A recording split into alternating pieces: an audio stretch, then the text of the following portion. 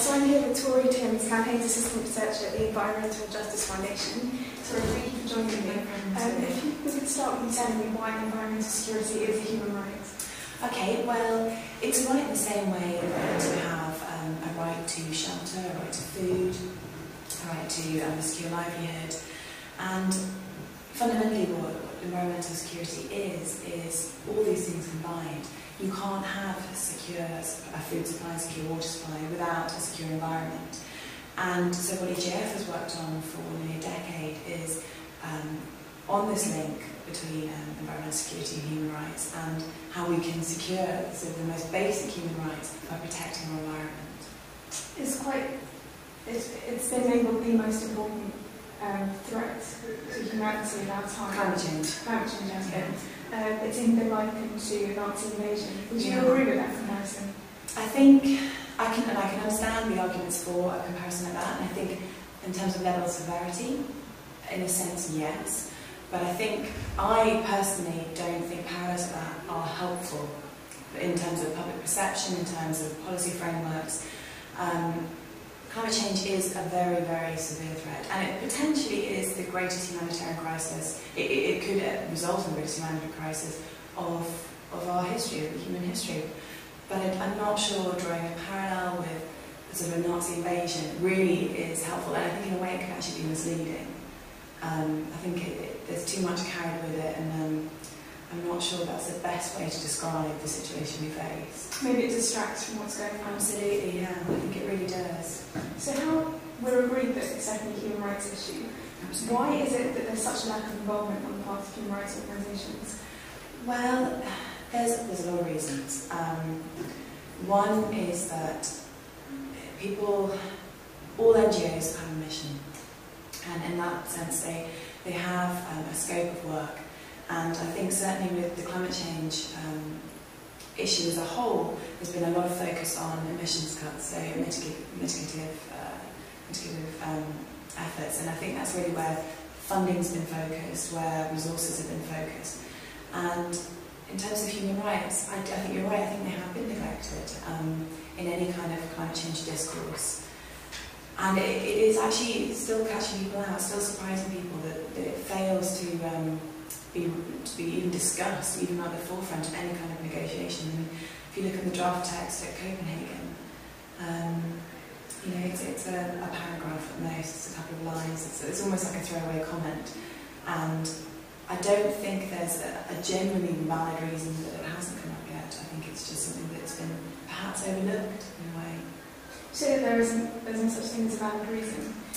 Some of the other reasons I came across were that it was an environmental issue, and also that certain organisations were uncertain as to how they could intervene. Yeah. Is there any credibility to those claims? I think it all comes down to personal opinion. I can entirely agree with NGOs. Well, I can understand why NGOs would come up with these comments. The problem is that it's a change in thinking, and for a very long time, for decades even, people or NGOs were very much focused on issues being very separate. So we had climate change in one box, we had human rights in another box, we had economics, social factors. They're all kept very separate. And I think, especially with an issue like climate change, you need to break down these barriers. And I would say that some people and some organisations are trying to stick within their remit, which would be in a nice tidy box. And I think the realisation is that climate change doesn't fit into these nice tidy boxes of it's purely an environmental issue or it's purely a social issue. It really does, it's a cross-boundary issue, and it's a cross sort of national boundary issue as well. So it's very hard to label it in this box, and I think that's the thing that's changing. I think this perception and how people address the issues are actually changing, but it's taking a while, and I think that's not just about climate change, that's about how everything's structured. I mean, it's a discourse that we're shifting. That change in mindset that you touched upon is something that the new Greenpeace leader, Kumi Naidoo, actually mentioned. And if I can quote what he said when he was pointed, he said, "We can't change the science is clear. We have to change the politics. If we can't change the politics, then we have to put our energies into changing the politicians.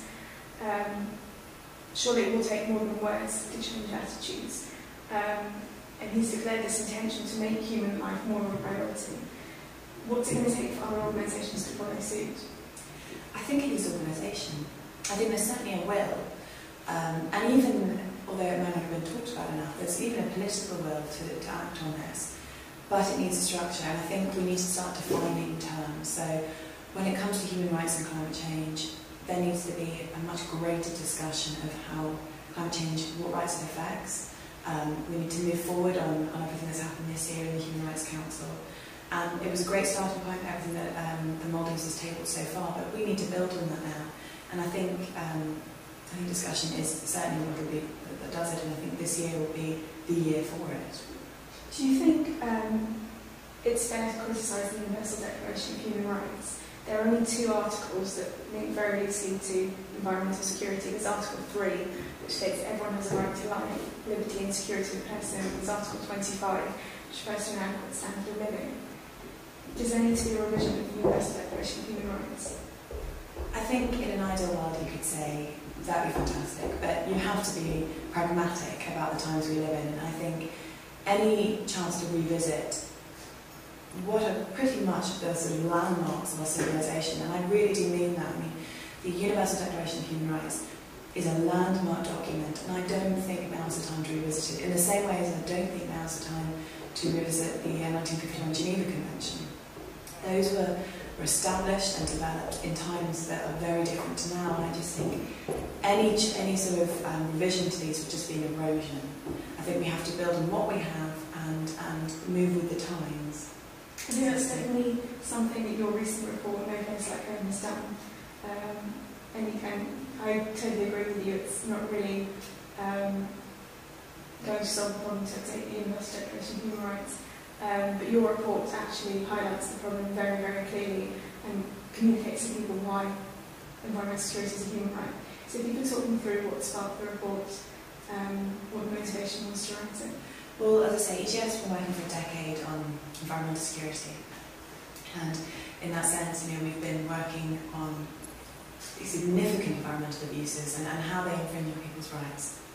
Now, the most obvious example of this would be climate change, and it was almost a no-brainer for EJF to move into that area because, climate change, obviously, in terms of media attention, has been building up over the last several years, but actually the problem there has been known about for decades, and it's something that EJF has always been aware of, and it's only now really that we've had the ability to move on to this, and actually we've had the time to think about what would be most useful, where we could play our part, and that's where we've come to the conclusion that there would need to be a new legal framework.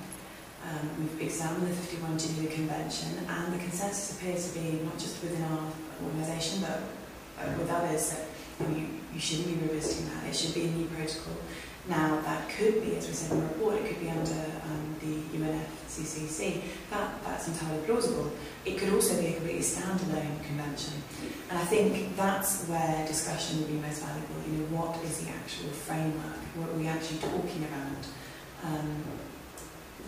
That would be useful for this situation, that would be useful for helping people displaced by climate change. Have you had the kind of positive reaction that you're hoping for?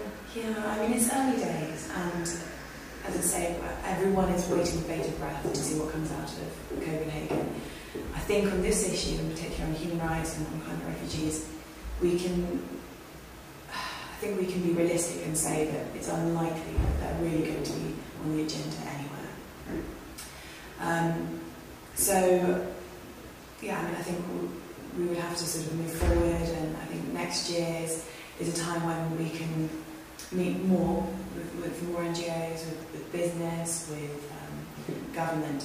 But as a rule, so far, everyone has been very positive. I know there's some discussion of whether climate refugees is the right term, and I think that discussion is very valid. But as a point, of protecting human rights, there's no real debate there. I think everyone will be on the same page and say that yes, we should be protecting human rights. Yes, climate change could most certainly impinge on those rights, the enjoyment of those rights. And it's almost sort of a no-brainer. We must do something about it. And the discussion comes in, what do we do? And I ask this to everyone at the end, how hopeful are you about the future? Well, I'll break it down in 2 ways. How hopeful am I about Copenhagen in terms of our campaign, in terms of climate refugees? Not altogether that hopeful. I think what will come out of Copenhagen will be a framework that doesn't really address the issue. But I do think the future, in terms of, say, the next year, the next 5 years, if you like, I think we're going to see some real movement on the issue. I think certainly this year, and what's been happening in the Human Rights Council has been indicative of a shift in thought, in concern, and I think really we can look forward to positive movement, we can look forward to real progress on this. Maybe not this month.